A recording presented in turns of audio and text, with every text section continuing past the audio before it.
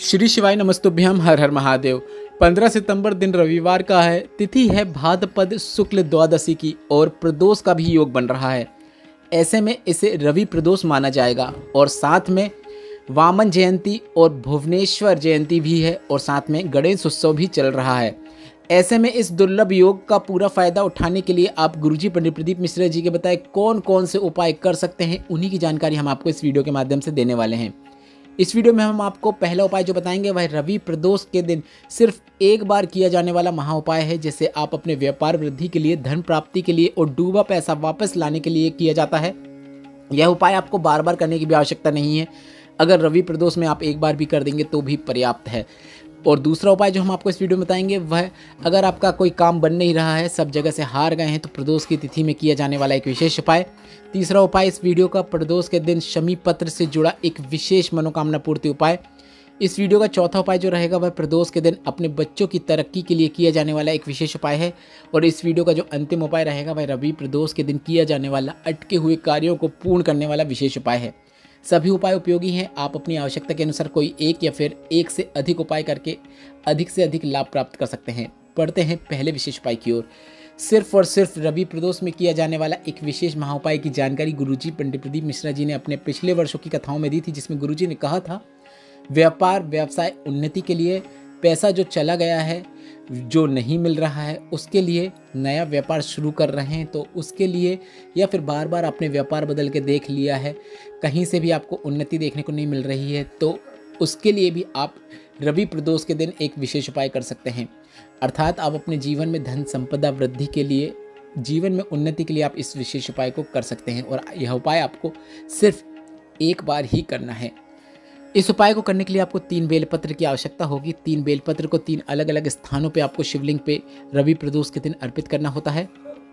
पहली बेलपत्र आपको शिवलिंग में जो माता अशोक सुंदरी का स्थान होता है वहाँ पे अर्पित करना है। पर इस उपाय के अंतर्गत आपको बेलपत्र की डंडी को शिवलिंग की ओर रखना है। इस बात का आपको ध्यान रखना है। हमेशा आप बेलपत्र की डंडी को जलाधारी की ओर रखते हैं, पर रवि प्रदोष के दिन अगर आप माता अशोक सुंदरी के स्थान पर बेलपत्र अर्पित कर रहे हैं तो इस बात का ध्यान रखें कि इस उपाय के अंतर्गत आपको बेलपत्र को माता अशोक सुंदरी के स्थान पर इस प्रकार से अर्पित करना है कि बेलपत्र की डंडी शिवलिंग की ओर हो। इसके बाद दूसरी बेलपत्र आपको ऊपर बंधी हुई जलाधारी में अर्पित कर देना है। अगर शिवलिंग के ऊपर जलाधारी नहीं बंधी है तो आप भोलेनाथ की 5 पुत्रियों का नाम लेते हुए शिवलिंग के ऊपर अर्पित कर सकते हैं। अगर ऊपर बंधी हुई जलाधारी है तो आप ऊपर जलाधारी पे अर्पित कर सकते हैं। शंकर भगवान की 5 बेटियों का नाम इस प्रकार है: जया, विषहरा, शामली वाली, दौतली, देव। इनका नाम लेते हुए आप शिवलिंग के ऊपर अर्पित कर दें, अगर ऊपर जलाधारी नहीं है तो।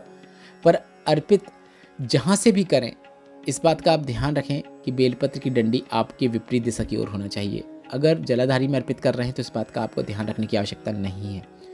2 जगह बेलपत्र को अर्पित करने के बाद तीसरी बेलपत्र आपको शिवलिंग में जो जलाधारी होती है, मतलब ऊपर बंधी हुई जलाधारी की बात नहीं कर रहे हैं, शिवलिंग में जो नीचे जलाधारी होती है जहाँ से जल बहता हुआ नीचे गिरता है, तो तीसरी बेलपत्र को आपको वहाँ पर जलाधारी पर स्पर्श कराते हुए उस बेलपत्र को आपको बेलपत्र के वृक्ष के नीचे कंकड़ रूपी कोई शंकर हो उसके ऊपर अर्पित कर देना है। अगर कंकड़ रूपी शंकर नहीं है तो आप मिट्टी का गोल लिंगनुमा आकृति बना सकते हैं और उसके ऊपर अर्पित कर सकते हैं।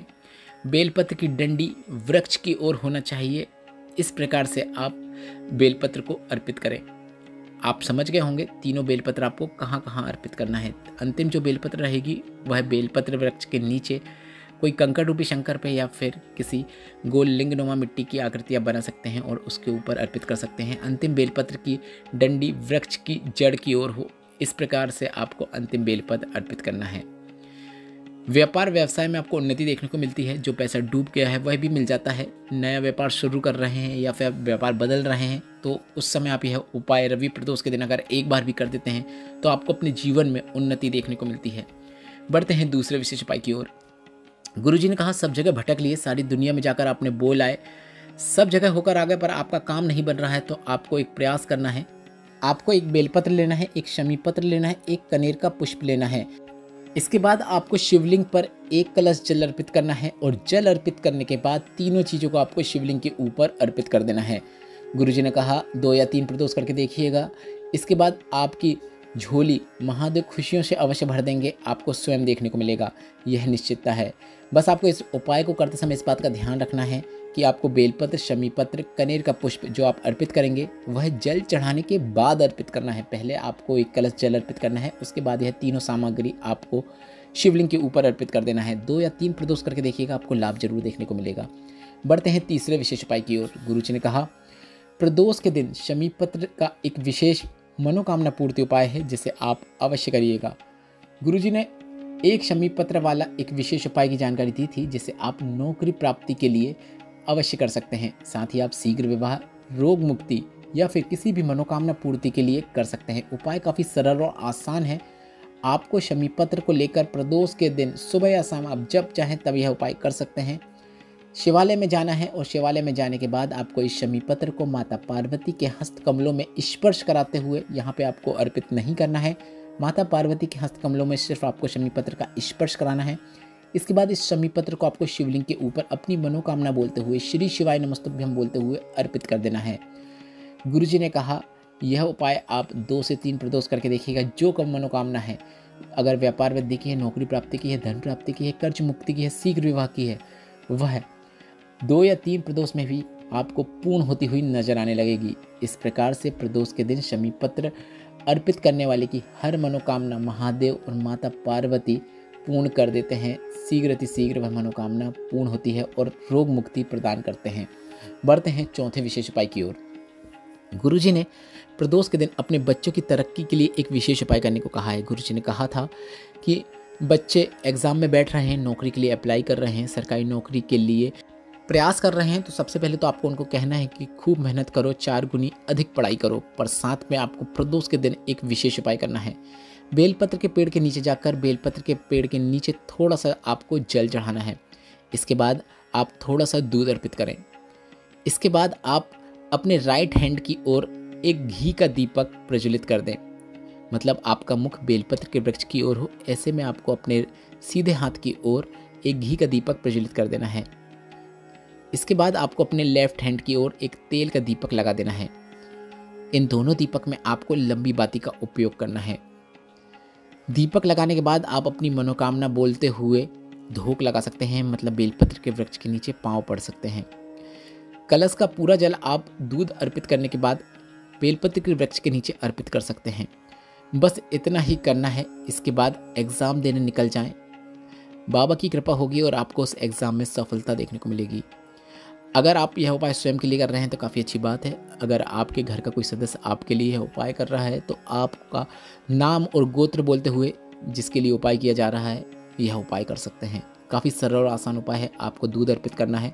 दूध अर्पित करने के बाद आपको फिर से जल अर्पित करना है, मतलब सबसे पहले थोड़ा सा जल आपको बेलपत्र के वृक्ष के नीचे अर्पित करना है। उसके बाद थोड़ा जितना भी दूध आपने लाए हैं वह अर्पित कर दीजिए।